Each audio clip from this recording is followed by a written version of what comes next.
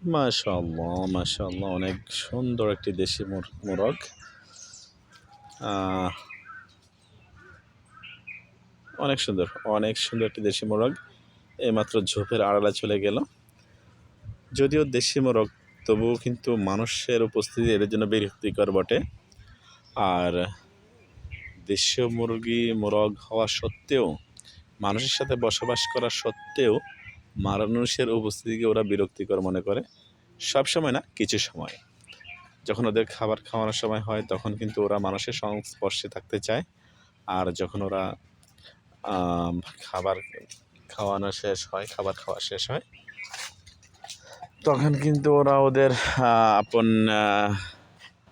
ঠিকানায়, আপন নিজস্ব স্বাধীনতায় ওরা চলতে পছন্দ করে। ওদের নিজস্ব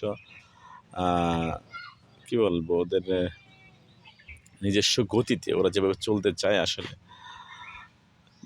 মোরগ কিন্তু একটি পাখি শ্রেণীর, পোষা পাখি আমরা বলি, পোষা প্রাণী। তো পাখি যেমন মুক্ত আকাশে উঠতে পছন্দ করে, ঠিক তেমনি মোরগ মুরগিও কিন্তু আপনার গৃহপালিত, যদিও তারপরে ওরা কিন্তু মুক্ত অবস্থায় চলাফেরা করতে পছন্দ করে। যাই হোক, তারপরও এই হচ্ছে কি বলবো, ঘরোয়া পদ্ধতিতে গৃহপালিত হাঁস মুরগি পালন